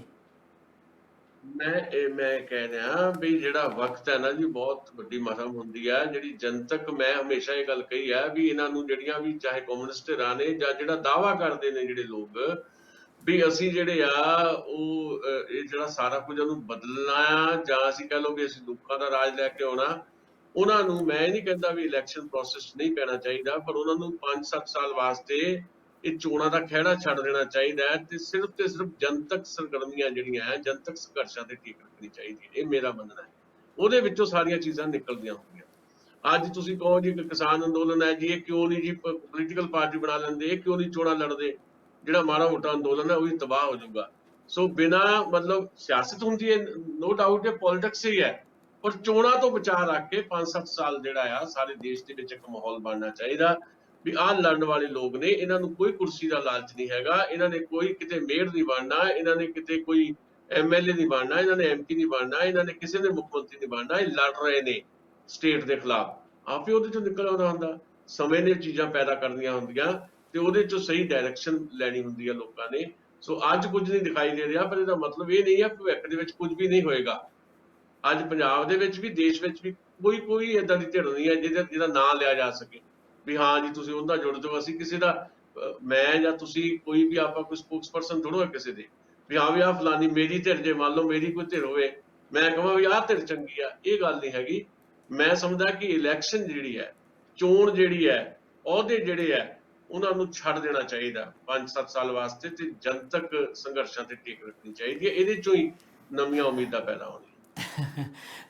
ਆਪਾਂ ਆਪਣੀ ਉਮਰ ਹੰਡਾਲੀ, ਤੁਸੀਂ ਥੋੜੇ ਜਿਹਾ ਪਿੱਛੋਂ ਆਏ ਹੋ, ਅਸੀਂ ਤੁਹਾਡੇ ਤੋਂ ਪਹਿਲਾਂ ਦੇ ਆ। ਤੇ ਜਦੋਂ ਅਸੀਂ 10ਵੀਂ 9ਵੀਂ 'ਚ ਪੜ੍ਹਦੇ ਸੀ ਨਾ, ਛੋਟੀ ਉਮਰ 'ਚ, ਜਦੋਂ ਉਹ ਤੋਂ ਵੀ ਛੋਟੀ 7ਵੀਂ 8ਵੀਂ 'ਚ ਜਦੋਂ ਮੋਗਾ ਮੂਵਮੈਂਟ 70ਵਿਆਂ 'ਚ ਆਈ, ਤੇ ਉਦੋਂ ਤੋਂ ਹੀ ਅਸੀਂ, ਸਾਡੇ ਪਿੰਡ ਲੀਡਰ ਆਉਂਦੇ ਹੁੰਦੇ ਸੀ ਚੰਗੇ ਭਲੇ, ਦਰਸ਼ਨ ਖਟਕਰ ਰੀ, ਇੱਥੋਂ ਤੱਕ ਕਿ ਜਸਵੰਤ ਸਿੰਘ ਕੰਵਲ ਰੀ, ਹੋਰ ਬਹੁਤ ਸਾਰੇ ਜੋ ਨਕਸਲਾਈਟ ਮੂਵਮੈਂਟ ਸੀ, ਤੇ ਅਸੀਂ ਵੀ ਵੇਖਣ ਜਾਂਦੇ ਹੁੰਦੇ ਸੀ। ਕਈ ਵਾਰ ਉਹਨਾਂ ਮੀਟਿੰਗਾਂ 'ਚ ਬਹਿਣ ਦਾ ਮੌਕਾ, ਜੋ ਸਿਆਣੇ ਹੁੰਦੇ ਕਿ ਬਹਿੰਦੇ ਵੀ ਗਏ, ਸੁਣਦੇ ਵੀ ਗਏ। ਉਦੋਂ ਵੀ ਬੜੇ ਸਬਜ਼ ਬਾਗ ਦਿਖਾਏ ਜਾਂਦੇ ਸੀ ਕਿ ਬਸ ਹੁਣ ਇਨਕਲਾਬ ਹੋਣ ਵਾਲਾ, ਤੇ ਪਿੰਡਾਂ ਤੋਂ ਉੱਠਾਂਗੇ, ਸ਼ਹਿਰਾਂ ਨੂੰ ਘੇਰਾਂਗੇ, ਬੜੀਆਂ ਬੜੀਆਂ ਦਲੀਲਾਂ ਤੇ ਬੜੇ ਠੋਸ ਇਹੋ ਜਿਹੇ ਸਿਧਾਂਤ ਸਿਰਜ ਕੇ ਸਾਡੇ ਅੱਗੇ ਪਰੋਸੇ ਆ। ਸਾਨੂੰ ਵੀ ਲੱਗਦਾ ਸੀ ਕਿ 2 4 5 ਸਾਲ ਰਹਿ ਗਏ, ਕੋਈ ਨਹੀਂ, ਸੰਘਰਸ਼ ਤੋਂ ਬਾਅਦ ਨਾ ਸਾਰਾ ਕੁਝ ਠੀਕ ਹੋ ਜਾਣਾ। ਤੇ ਇਦਾਂ ਹੀ ਸੰਘਰਸ਼ ਕਰਦਿਆਂ ਕਰਦਿਆਂ ਉਮਰਾਂ ਲੰਘ ਗਈਆਂ ਲੋਕਾਂ ਦੀਆਂ। ਅਸੀਂ ਜਿੰਨੇ ਕੁ ਜੋਗੇ ਕੀਤਾ ਨਹੀਂ ਕੀਤਾ ਉਹ ਵੱਖਰੀ ਗੱਲ ਹੈ। ਤੇ ਹੁਣ ਉਮਰ ਦੇ ਉਸ ਪੜਾਅ ਤੇ ਜਿੱਥੇ ਕੋਈ ਬਹੁਤੀ ਉਮੀਦ ਬਚੀ ਨਹੀਂ ਕਿ ਸਾਡੀਆਂ ਉਮਰਾਂ ਦੇ ਵਿੱਚ ਕੋਈ ਇਹੋ ਜਿਹੀ ਗੱਲ ਹੋ ਸਕਣੀ ਆ। ਤੇ ਬਹੁਤ ਸਾਰੇ ਲੋਕ ਹੋਰ ਵੀ ਇਹ ਡੀਕਦੇ ਵੀ ਤੁਰ ਗਏ ਨੇ। ਤੇ ਮੈਨੂੰ ਨਹੀਂ ਲੱਗਦਾ ਕਿ ਜੇ ਤੁਸੀਂ ਜਿਹੜੀ ਗੱਲ ਤੁਸੀਂ ਕਹਿ ਰਹੇ ਹੋ ਕਿ ਸੰਘਰਸ਼ ਕਰ ਰਹੇ ਲੋਕ ਇਮਾਨਦਾਰ ਹੁੰਦੇ ਤੇ 5 ਸਾਲਾਂ 'ਚ ਉਹ ਇਸ ਕਾਬਲ ਹੋ ਜਾਣਗੇ ਕਿ ਉਹ ਇੱਕ ਸਹੀ ਰਾਜਨੀਤੀ ਦਾ ਬਦਲ ਪੇਸ਼ ਕਰ ਦੇਣਗੇ। ਸੰਘਰਸ਼ ਕਰਨ ਵਾਲੀਆਂ ਬਹੁਤ ਸਾਰੀਆਂ ਇਹੋ ਜਿਹੀਆਂ ਜਥੇਬੰਦੀਆਂ ਨੇ ਜਿਹੜੀਆਂ ਥੱਲੜੇ ਲੈਵਲ ਤੋਂ ਸਾਡੇ ਵੇਲੇ ਤੋਂ ਵੀ ਪਹਿਲਾਂ ਦੇ ਸੰਘਰਸ਼ ਵਿੱਚ ਜੁਟੀਆਂ ਹੋਈਆਂ ਨੇ ਤੇ ਕਰ ਰਹੀਆਂ ਨੇ। ਉਹਨਾਂ ਦਾ ਕੀ ਬਣਿਆ? ਉਹਨਾਂ ਨੂੰ ਪਲੇਟਫਾਰਮ ਕਿਉਂ ਨਹੀਂ ਮਿਲਿਆ? ਉਹ ਕਿਉਂ ਨਹੀਂ ਉਸ ਮੁਕਾਮ ਤੇ ਪਹੁੰਚ ਸਕੇ? ਕਿ ਸਾਰੇ ਹੀ ਗਲਤ ਹੋ ਗਏ? ਦੇਖੋ, ਮੈਂ ਇੱਕ ਗੱਲ ਤੁਹਾਨੂੰ, ਤੁਸੀਂ ਹੁਣੇ ਪੁਰਾਣਾ ਜ਼ਿਕਰ ਕੀਤਾ ਵੀ ਬਹੁਤ ਪਿੰਡਾਂ ਦੇ ਵਿੱਚ ਇਹਦਾ ਮਾਹੌਲ ਹੁੰਦਾ ਸੀ, ਤੇ ਅਸੀਂ ਉਹ ਸਾਰਾ ਜ਼ਿਕਰ ਕਰਕੇ ਕੀ ਅਸੀਂ ਉਹ ਸਾਰਾ ਮਾਹੌਲ ਜਿਹੜਾ ਆ ਉਹਨੂੰ ਰੱਦ ਕਰਨਾ ਚਾਹੁੰਦੇ ਆ ਵੀ ਉਹ ਨਹੀਂ ਸੀ ਹੋਣਾ ਚਾਹੀਦਾ? ਕੀ ਉਸ ਮਾਹੌਲ ਨੇ ਕੁਝ ਦਿੱਤਾ ਹੋਵੇ, ਨਾ ਦਿੱਤਾ ਹੋਵੇ? ਮੈਨੂੰ ਇਸ ਗੱਲ ਦਾ ਜਵਾਬ ਤੁਸੀਂ ਦੇਣਾ ਵੀ ਕਿਸੇ ਨੂੰ ਕੋਈ ਐਮਐਲਏ ਕੋਈ ਬਣਿਆ, ਕੋਈ ਮੰਤਰੀ ਬਣਿਆ ਜਾਂ ਨਹੀਂ ਬਣਿਆ, ਛੱਡ ਦਿਓ ਸਾਰੀਆਂ ਗੱਲਾਂ। ਘੱਟੋ ਘੱਟ ਹਰਜੀਤ ਗਿੱਲ ਨੂੰ ਇੱਕ ਬਿਹਤਰ ਮਨੁੱਖਤਾ ਬਣਾਤਾ ਨਾ ਉਸ ਮਾਹੌਲ ਨੇ। ਇਸ ਗੱਲ ਤੋਂ ਤੁਸੀਂ ਇਨਕਾਰੀ ਹੋ ਸਕਦੇ ਹੋ? ਇਹ ਫਿਰ ਸਾਡਾ ਆਈਡੀਅਲਿਜ਼ਮ ਹੀ ਹੋਏਗਾ ਜੀ, ਆਦਰਸ਼ਵਾਦ ਹੀ ਆ। ਫਿਰ ਆਪਾਂ ਉਧਰ ਪੈ ਜਾਂਦੇ ਆ। ਆਦਰਸ਼ਵਾਦ ਆਪਣੀ ਥਾਂ ਆਦਰਸ਼ਵਾਦ ਠੀਕ ਆ, ਪਰ ਦੂਜਾ ਪੱਖ ਜਿਹੜਾ ਨਾ ਜੀ, ਜੇ ਉਹਦੇ ਨਾਲ ਤਕਦੀਰ ਬਦਲਣੀ ਆ ਲੋਕਾਂ ਦੀ, ਕੋਈ ਤਕਦੀਰ ਬਦਲਣੀ, ਕੋਈ ਜਥੇਬੰਦਕ ਐਕਸ਼ਨ ਹੋਣਾ ਆ, ਤੇ ਉਹ ਨਹੀਂ ਆ। ਵਿਅਕਤੀ ਆਪਣੇ ਆਪ ਨੂੰ ਲੱਖ ਕਹੀ ਜਾਏ ਕਿ ਮੈਂ ਸਭ ਤੋਂ ਉੱਤਮ ਮਨੁੱਖ ਹਾਂ ਤੇ ਮੈਨੂੰ ਫਲਾਣੀ ਚੀਜ਼ ਤੋਂ ਸੇਧ ਮਿਲੀ ਆ, ਠੀਕ ਆ, ਆਪਣੀ ਥਾਂ ਠੀਕ ਹੋ ਸਕਦੀ ਆ, ਉਹਦੇ ਆਪਣੀ ਸੈਟੀਸਫੈਕਸ਼ਨ ਹੋ ਸਕਦੀ ਆ, ਉਹਦਾ ਆਦਰਸ਼ਵਾਦ ਹੋ ਸਕਦਾ ਹੈ। ਪਰ ਪਬਲਿਕ ਲਾਈਫ ਲਈ, ਲੋਕਾਂ ਲਈ ਯੁੱਗ ਪਲਟਾਉਣ ਵਾਲੇ ਲੋਕ ਕੁਝ ਜਿਹੜੇ ਹੁੰਦੇ ਆ, ਉਹ ਇਦਾਂ ਨਹੀਂ ਆ ਕਿ ਉਹ ਇਦਾਂ ਹੀ ਕਰਦੇ ਕਰਦੇ ਚੱਲ ਜਾਂਦੇ ਆ। ਬਹੁਤ ਸਾਰੇ ਲੋਕ ਇਸ ਉਮੀਦ ਨਾਲ ਉਹਨਾਂ ਲਹਿਰਾਂ 'ਚ ਆਏ ਸੀ ਕਿ ਸਾਡੀ ਜ਼ਿੰਦਗੀਆਂ ਦੇ ਵਿੱਚ ਅਸੀਂ ਕੁਝ ਬਦਲਦਾ ਵੇਖਣਾ, ਤੇ ਹੋਇਆ ਤੇ ਉੱਥੇ ਵੀ ਕੁਝ ਨਹੀਂ। ਆਪਣੇ ਦਸਾਂਝ ਸਾਹਿਬ, ਮੈਂ ਉਹਨੂੰ ਰੱਦ ਨਹੀਂ ਕਰਦਾ। ਠੀਕ ਹੈ, ਪਰ ਇਹਦਾ ਮਤਲਬ ਨਿਰਾਸ਼ ਹੋ ਕੇ ਬੈਠਣਾ ਜਿਹੜਾ ਕੋਈ ਹੱਲ ਤਾਂ ਨਹੀਂ ਨਾ। ਨਹੀਂ, ਫਿਰ ਜਦੋਂ ਫਿਰ ਅਸੀਂ ਜਿਹੜੇ ਲੋਕ ਐਕਟਿਵ ਆ ਉਹਨਾਂ ਨੂੰ ਕਹਿੰਦੇ ਆ ਕਿ ਸਿਆਸਤ ਛੱਡ ਕੇ ਘਰ ਬਹਿ ਜਾਓ ਜੇ ਨਹੀਂ ਸੂਤ ਪੈਂਦੀ, ਤੇ ਇਹ ਵੀ ਤਾਂ ਨਿਰਾਸ਼ਾ ਹੀ ਆ ਨਾ। ਸਿੱਧੂ ਨੂੰ ਮੱਤਾਂ ਦੇਣ ਵਾਲੇ ਬੜੇ ਆ ਵੀ ਤੂੰ ਚੰਗਾ ਭਲਾ ਸਪੋਰਟਸਮੈਨ ਸੀ, ਪ੍ਰਗਟ ਸਿੰਘ ਨੇ ਕੀ ਲੈਣਾ ਇਹੋ ਜਿਹੀ ਗੰਦੀ ਰਾਜਨੀਤੀ ਕੋ, ਆਪਣੇ ਘਰ ਬਵੇ। ਤੇ ਇੱਕ ਪਾਸੇ ਤੇ ਅਸੀਂ ਲੋਕਾਂ ਨੂੰ ਘਰ ਬਿਠਾ ਰਹੇ ਆ, ਇੱਕ ਪਾਸੇ ਅਸੀਂ ਕਿਹਨੇ ਨਿਰਾਸ਼ਤਾ ਫਲਾਉਣੀ ਨਹੀਂ। ਤੁਸੀਂ ਪੈਰਲਲ ਆਪਣੀ ਪੋਲਿਟਿਕਸ ਉਸਾਰ ਲਓ ਨਾ। ਜਿੱਥੇ ਬੈਠੇ ਹੋ ਇੱਥੇ ਬੈਠ ਕੇ ਕੁਝ ਨਹੀਂ ਹੋਣਾ। ਅਸੀਂ ਇਹ ਨਹੀਂ ਕਹਿ ਰਹੇ ਉਹਨਾਂ ਨੂੰ ਤੁਸੀਂ ਘਰ ਬੈਠ ਜਾਓ, ਅਸੀਂ ਕਹਿੰਦੇ ਤੁਸੀਂ ਪੈਰਲਲ। ਜੇ ਪ੍ਰਗਟ ਸਿੰਘ ਹੋਰੀ ਇਹ ਕਹਿ ਰਿਹਾ ਮੈਂ ਬੜਾ ਦੁਖੀ ਆ, ਮੈਨੂੰ ਤਾਂ ਆ ਕੇ ਪਤਾ ਲੱਗਾ ਵੀ ਜਦੋਂ ਮੈਨੂੰ ਸੁਖਬੀਰ ਬਾਦਲ ਇੱਥੇ ਲੈ ਕੇ ਆਏ ਪੋਲਿਟਿਕਸ ਦੇ ਵਿੱਚ, ਤੇ ਹੁਣ ਮੈਂ ਕਾਂਗਰਸ 'ਚ ਆ, ਮੈਨੂੰ ਤਾਂ ਇੱਥੇ ਆ ਕੇ ਪਤਾ ਲੱਗਾ ਮੈਂ ਤਾਂ ਗਲਤ ਬੰਦਾ, ਪੋਲਿਟਿਕਸ ਦੇ ਫਿੱਟ ਹੀ ਨਹੀਂ ਹੈ ਇਸ ਪੋਲਿਟਿਕਸ ਦੇ। ਜੇ ਤੁਸੀਂ ਇਸ ਪੋਲਿਟਿਕਸ ਦੇ ਫਿੱਟ ਨਹੀਂ ਹੈ, ਤੁਸੀਂ ਮਹਿਸੂਸ ਵੀ ਕਰਦੇ ਹੋ, ਫਿਰ ਵੀ ਉਹਦੇ 'ਚ ਹੀ ਹੋ। ਤੁਸੀਂ ਪੈਰਲਲ ਪੋਲਿਟਿਕਸ ਆਪਣੀ ਉਸਾਰ ਲਓ। ਬਹੁਤ ਮਜਬੂਰੀਆਂ ਦੀਆਂ ਸਰ, ਮੇਰੀ ਗੱਲ ਸੁਣੋ, ਬਹੁਤ ਮਜਬੂਰੀਆਂ ਦੀਆਂ। ਮੈਂ ਸਾਰੀ ਉਮਰ ਸੋਚਦਾ ਰਿਹਾ, ਮੈਨੂੰ ਮੇਰੇ ਵੱਡਿਆਂ ਨੇ ਆਪਣੀ ਇੱਛਾ ਮੁਤਾਬਕ ਇੰਜੀਨੀਅਰ ਬਣਾਇਆ, ਸਿਵਲ ਇੰਜੀਨੀਅਰ ਬਣਾਇਆ। ਮੈਂ ਬੜੀ ਮੁਸ਼ਕਲ ਨਾਲ ਸਿਵਲ ਇੰਜੀਨੀਅਰਿੰਗ ਕੀਤੀ, ਤੇ ਮੈਂ ਅੱਜ ਮਹਿਸੂਸ ਕਰਦਾ ਕਿ ਜੇ ਮੈਂ JBT ਮਾਸਟਰ ਹੁੰਦਾ ਜਾਂ ਮੈਂ ਐਸ ਪੇਸ਼ੇ 'ਚ ਹੁੰਦਾ ਜਿਸ 'ਚ ਮੈਂ ਹੁਣ ਆਪਣੀ ਮਰਜ਼ੀ ਨਾਲ ਆਇਆ, ਤੇ ਮੈਂ ਸ਼ਾਇਦ ਚੰਗੀ ਅਚੀਵਮੈਂਟ ਕਰ ਸਕਦਾ, ਮੈਨੂੰ ਚੰਗਾ ਲੱਗਦਾ। ਤੇ ਮੈਂ ਇੱਕ ਸਫਲ ਇੰਜੀਨੀਅਰ ਵੀ ਨਹੀਂ ਬਣ ਸਕਿਆ ਤੇ ਸਫਲ ਵਿਅਕਤੀ ਵੀ ਨਹੀਂ ਬਣ ਸਕਿਆ। ਕਈ ਵਾਰ ਇਹ ਮਜਬੂਰੀਆਂ ਹੁੰਦੀਆਂ ਨੇ ਤੁਹਾਡੀਆਂ, ਤੁਹਾਨੂੰ ਪੇਸ਼ਾ, ਤੁਹਾਨੂੰ ਉਹ ਚੀਜ਼ਾਂ ਉਸ ਪਾਸੇ ਲੈ ਜਾਂਦੀਆਂ ਜਿਹੜੀਆਂ ਤੁਸੀਂ ਨਹੀਂ ਕਰਨੀਆਂ ਚਾਹੁੰਦੇ ਹੁੰਦੇ। ਤੁਹਾਡੇ ਮਾਪਿਆਂ ਦਾ, ਤੁਹਾਡੇ ਸਮਾਜ ਦਾ, ਤੁਹਾਡਾ ਆਲਾ ਦੁਆਲਾ, ਤੁਹਾਨੂੰ ਇੱਕ ਵਿਅਕਤੀ ਇੱਕ ਮਜਬੂਰੀ ਨੂੰ ਨੌਕਰੀ ਕਰ ਰਿਹਾ ਹੁੰਦਾ, ਚਾਹੇ ਉਹ ਕਲਰਕ ਹੀ ਲੱਗਾ ਹੋਵੇ, ਉਹਦੇ ਬਹੁਤ ਵੱਡੇ ਸੁਪਨੇ ਹੁੰਦੇ ਆ, ਬਹੁਤ ਕੁਝ ਉਹ ਬਦਲਣਾ ਚਾਹੁੰਦਾ ਹੁੰਦਾ, ਤੇ ਉਹਨੂੰ ਕਹੀਏ ਤੂੰ ਛੱਡ ਕੇ ਕਲਰਕੀ ਤੇ ਐਡਾ ਹੀ ਉਹ ਸੁਪਨੇ ਲੈ ਰਿਹਾ ਤੇ ਉਧਰ ਚੱਲ ਜਾ, ਇਹ ਪੋਸੀਬਲ ਨਹੀਂ ਹੁੰਦਾ। ਇਹ ਸਾਰਾ ਮਤਲਬ ਦਾਰਸ਼ਨਿਕ ਗੱਲਾਂ ਨੇ, ਆਦਰਸ਼ਵਾਦ ਆ, ਪਰ ਅਸਲ ਜ਼ਿੰਦਗੀ ਨਾਲ ਮੇਲ ਖਾਂਦੀਆਂ ਨਹੀਂ ਗਿਆ। ਅਸਲ ਜ਼ਿੰਦਗੀ ਦੇ ਵਿੱਚ ਬਹੁਤ ਕੁਝ ਬੰਦੇ ਨੂੰ ਹੋਰ ਤਰੀਕੇ ਨਾਲ ਚੱਲਣਾ ਹੀ ਪੈਂਦਾ ਹੈ।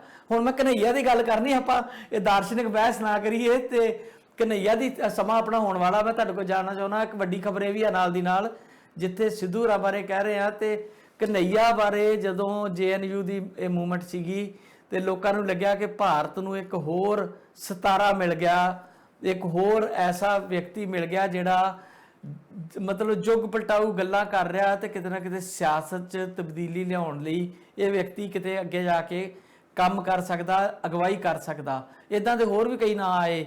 ਹਾਲਾਂਕਿ ਜਿੱਦਾਂ ਉਹ ਪਾਟੀਦਾਰ ਅੰਦੋਲਨ ਵਾਲਾ ਵਿਅਕਤੀ, ਮੈਂ ਨਹੀਂ ਸਮਝਦਾ ਕਿ ਇਸ ਤਰ੍ਹਾਂ ਦੇ ਅੰਦੋਲਨ ਚੋਂ ਬੰਦਾ ਨਿਕਲਿਆ ਕੋਈ ਵੱਡਾ ਕ੍ਰਾਂਤੀਕਾਰੀ ਹੋ ਸਕਦਾ। ਪਰ ਜਿਸ ਤਰੀਕੇ ਨਾਲ ਕਨ੍ਹਈਆ ਤੇ ਉਹਦੀ ਟੀਮ ਜਿਸ ਤਰੀਕੇ ਨਾਲ ਸਿੱਕੇਬੰਦ ਗੱਲਾਂ ਕਰਦੇ ਸੀ, ਜਿਸ ਤਰੀਕੇ ਨਾਲ ਜਥੇਬੰਦਕ ਤੌਰ ਤੇ ਉਹ ਅੱਗੇ ਆਏ ਸੀ, ਜਿਸ ਤਰ੍ਹਾਂ ਦੀ ਵਿਚਾਰਧਾਰਾ ਲੈ ਕੇ ਆਏ ਸੀ, ਤੇ ਉਹ ਵੀ ਥੜਕਦੇ ਨਜ਼ਰ ਆ ਰਹੇ ਆ। ਤੇ ਉਹ ਕੀ ਖਬਰ ਹੈ ਜੀ, ਉਹ ਤੇ ਵੀ ਥੋੜੀ ਜਿਹੀ ਚਰਚਾ ਕਰ ਲਈਏ। ਸਮਾਂ ਇੱਥੇ ਆਪਾਂ ਕੱਲ ਬਹੁਤੀ ਗੱਲ ਕਰਾਂਗੇ, 2 ਮਿੰਟ ਹੀ ਆ ਮੇਰੇ ਕੋਲ, ਪਰ ਮੈਂ ਇਹਦੇ 'ਚ 1-2 ਗੱਲਾਂ ਕਰਦਾ। ਹਾਂਜੀ। ਨੰਬਰ 1 ਤਾਂ ਇਹ ਆ ਵੀ ਕਨ੍ਹਈਆ ਕੁਮਾਰ ਕਾਂਗਰਸ ਪਾਰਟੀ ਸ਼ਾਮਲ ਹੋ ਗਏ ਨੇ। ਕਈ ਦਿਨਾਂ ਤੋਂ ਇਹ ਗੱਲ ਚੱਲਦੀ ਸੀ ਤੇ ਕੱਲ ਦਿੱਲੀ ਦੇ ਵਿੱਚ ਬਕਾਇਦਾ ਰਾਹੁਲ ਗਾਂਧੀ ਦੀ ਹਾਜ਼ਰੀ 'ਚ ਉਹਨੇ ਮੈਂਬਰਸ਼ਿਪ ਦਾ ਫਾਰਮ ਭਰਿਆ, ਤੇ ਪਰ ਪ੍ਰੈਸ ਕਾਨਫਰੰਸ ਵਿੱਚ ਰਾਹੁਲ ਗਾਂਧੀ ਨਹੀਂ ਸੀ। ਰਣਦੀਪ ਸੁਰਜੇਵਾਲਾ ਨੇ ਪ੍ਰੈਸ ਕਾਨਫਰੰਸ ਜਿਹੜੀ ਆ ਉਹ ਕੰਡਕਟ ਕੀਤੀ ਤੇ ਉੱਥੇ ਗੱਲਾਂ ਲਗਭਗ ਉਹੀ ਕੀਤੀਆਂ ਜਿਹੜੀਆਂ ਆਮ ਤੌਰ ਦੇ ਉੱਤੇ ਕਨ੍ਹਈਆ ਕੁਮਾਰ ਕਰਦੇ ਆ। ਪਰ ਨਵੀਂ ਗੱਲ ਉਹਦੇ 'ਚ ਇਹੀ ਸੀ ਵੀ ਉਹਨੇ ਇਹ ਗੱਲ ਕਹੀ ਵੀ ਕਾਂਗਰਸ ਪਾਰਟੀ ਜਿਹੜੀ ਹੈ, ਜੇ ਭਾਰਤ ਦੇ ਵਿੱਚੋਂ ਅੱਜ ਕਾਂਗਰਸ ਪਾਰਟੀ ਖਤਮ ਹੋ ਗਈ ਤਾਂ ਭਾਰਤ ਦੀ ਹਸਤੀ ਮਿਟ ਜਾਊਗੀ। ਕਾਂਗਰਸ ਪਾਰਟੀ ਦੀ ਬਹੁਤ ਜ਼ਰੂਰਤ ਹੈ। ਜੇ ਆਪੋਜੀਸ਼ਨ ਜਿਹੜੀ ਹੈ ਕਮਜ਼ੋਰ ਹੋਏਗੀ ਤਾਂ ਫਿਰ ਜਿਹੜੇ ਸੱਤਾ ਤੇ ਜਿਹੜੇ ਲੋਕ ਆ ਉਹ ਤਾਨਾਸ਼ਾਹ ਹੋ ਜਾਣਗੇ, ਤੇ ਉਹ ਤਾਨਾਸ਼ਾਹ ਹੋ ਰਹੇ ਆ। ਇਸ ਕਰਕੇ ਕਹਿੰਦਾ ਵੀ ਮੈਂ ਇਹ ਗਾਂਧੀ ਦੀ ਵਿਰਾਸਤ ਹੈ ਤੇ ਡਾਕਟਰ ਅੰਬੇਡਕਰ, ਸ਼ਹੀਦ ਭਗਤ ਸਿੰਘ, ਸਾਰਾ ਕੁਝ ਉਹਨਾਂ ਨੇ ਇਕੱਠਾ ਕਰਤਾ ਵੀ ਉਹਨਾਂ ਦੀ ਸੋਚ ਨੂੰ ਲੈ ਕੇ ਕਾਂਗਰਸ ਪਾਰਟੀ ਅੱਗੇ ਚੱਲ ਰਹੀ ਹੈ, ਤਾਂ ਮੈਂ ਕਾਂਗਰਸ 'ਚ।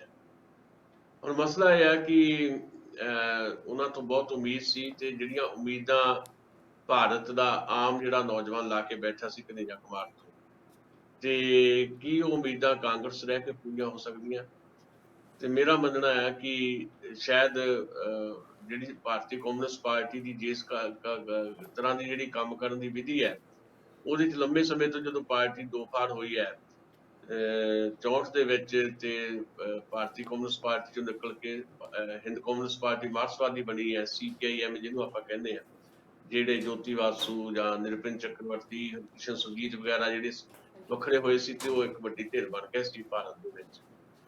ਭਾਰਤੀ ਕਮਿਊਨਿਸਟ ਪਾਰਟੀ ਦੀ ਉਦੋਂ ਤੋਂ ਹੀ ਕੁਝ ਏਦਾਂ ਦੀ ਟੈਂਡੈਂਸੀ ਬਣ ਗਈ ਹੈ ਕਿ ਉਹ ਸੱਤਾ ਦੇ ਨਾਲ ਭਾਈਵਾਲੀ ਬਣਾ ਕੇ ਰੱਖਦੀ ਹੈ ਹਮੇਸ਼ਾ। ਇਸੇ ਕਰਕੇ ਗੈਰ ਪ੍ਰਸੰਗਕ ਹੋਣਾ ਜਿਹੜਾ ਭਾਰਤੀ ਕਮਿਊਨਿਸਟ ਪਾਰਟੀ ਦਾ, ਜਾਂ ਬਾਕੀ ਧਿਰਾਂ ਵੀ ਲਗਭਗ ਉੱਥੇ ਖੜ ਗਈਆਂ ਆ ਕੇ, ਕਮਿਊਨਿਸਟ ਧਿਰਾਂ ਦੀ ਮੈਂ ਗੱਲ ਕਰਦਾ, ਲੰਮੀ ਗੱਲ ਨਹੀਂ ਮੈਂ ਕਰ ਸਕਦਾ।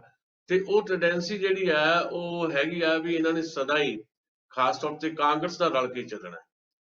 ਤੇ ਕਨ੍ਹਈਆ ਕੁਮਾਰ ਨੇ ਸੋਚਿਆ ਵੀ ਜੇ ਪਾਇਆ CPI ਮੈਂ ਕਾਂਗਰਸ ਦਾ ਰਲ ਕੇ ਚੱਲਣਾ, ਤੇ ਫਿਰ ਮੈਂ ਸਿੱਧਾ ਕਿਉਂ ਨਾ ਕਾਂਗਰਸ ਜਾਵਾਂ। ਦੂਜੀ ਗੱਲ, CPI 'ਚ ਉਹਨੂੰ ਘੁਟਨ ਵੀ ਮਹਿਸੂਸ ਹੋ ਰਹੀ ਸੀ।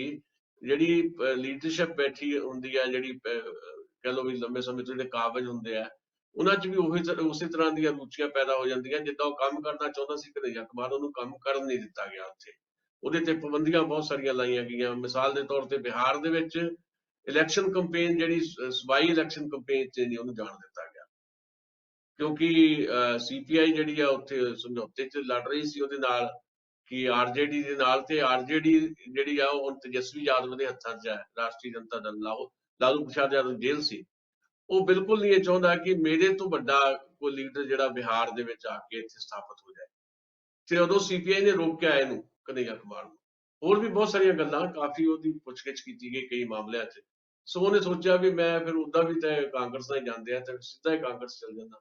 ਸੋ ਉਹਨੇ ਕਾਂਗਰਸ ਜੁਆਇਨ ਕਰ ਲਈ ਆ। ਭਵਿੱਖ ਜਿਹੜਾ ਇੱਕ ਬਹੁਤ ਕ੍ਰਾਂਤੀਕਾਰੀ ਨੌਜਵਾਨ ਦਾ ਦਿਖਾਈ ਦੇ ਰਿਹਾ ਸੀ, ਭਵਿੱਖ ਦੇ ਉੱਤੇ ਫੁੱਲ ਸਟਾਪ ਲੱਗ ਗਿਆ। ਇਹਦੇ ਤੇ ਮੈਂ ਬਹੁਤੀ ਗੱਲ ਫਿਰ ਕੱਲ ਆਪਾਂ ਕਰ ਲਾਂਗੇ, ਹੁਣ ਸਮਾਂ ਜਾਣਾ ਹੋ ਗਿਆ। ਜੀ ਬਿਲਕੁਲ, ਸਮਾਂ ਆਪਣਾ ਸਮਾਪਤ ਹੈ। ਦਸਾਂਝ ਸਾਹਿਬ, ਕਨ੍ਹਈਆ ਕੁਮਾਰ ਦਾ ਜਿਹੜਾ ਇੱਕ ਵੱਡੀ ਖਬਰ ਹੈ, ਤੇ ਆਪਾਂ ਕੱਲ ਨਿੱਠ ਕੇ ਚਰਚਾ ਕਰਾਂਗੇ ਕਿ ਕੀ ਐਸੇ ਹਾਲਾਤ ਬਣਦੇ ਨੇ ਕਿ ਇੱਕ ਵਿਅਕਤੀ ਜਿਹੜਾ ਆਈਡੀਓਲੋਜੀ ਨੂੰ ਅਪਣਾਇਆ ਹੋਇਆ ਵੀ ਹੁੰਦਾ, ਆਖਰ ਉਹ ਸਿਆਸਤ ਦੇ ਖਾਰੇ ਪਾਣੀ ਦੇ ਸਮੁੰਦਰ 'ਚ ਗਰਕ ਹੋ ਜਾਂਦਾ। ਫਿਰ ਆ ਕੇ ਉਹ ਤੋਂ ਬਹੁਤ ਉਮੀਦਾਂ ਹੁੰਦੀਆਂ ਨੇ। ਸੋ ਇੱਕ ਪਾਸੇ ਆਪਾਂ ਉਹਦੀ ਜਿਹੜੀ ਆਮਦ ਹੈ ਉਹਨੂੰ ਬੜਾ ਵੈਲਕਮ ਕੀਤਾ ਸੀ, ਤੇ ਹੁਣ ਨਿਰਾਸ਼ਤਾ ਵੀ ਕਿਤੇ ਨਾ ਕਿਤੇ ਨਜ਼ਰ ਆ ਰਹੀ ਹੈ। ਕੱਲ ਤਾਂ ਆਪਾਂ ਤੇ ਪੂਰੀ ਗੱਲ ਕਰਾਂਗੇ। ਤੁਹਾਡਾ ਬਹੁਤ ਬਹੁਤ ਧੰਨਵਾਦ, ਵਧੀਆ ਵਿਚਾਰ ਤੁਸੀਂ ਦਿੱਤੇ, ਸਾਡੇ ਨਾਲ ਸਾਂਝੇ ਕੀਤੇ। ਬਹੁਤ ਸ਼ੁਕਰੀਆ ਜੀ। ਮਿਹਰਬਾਨੀ।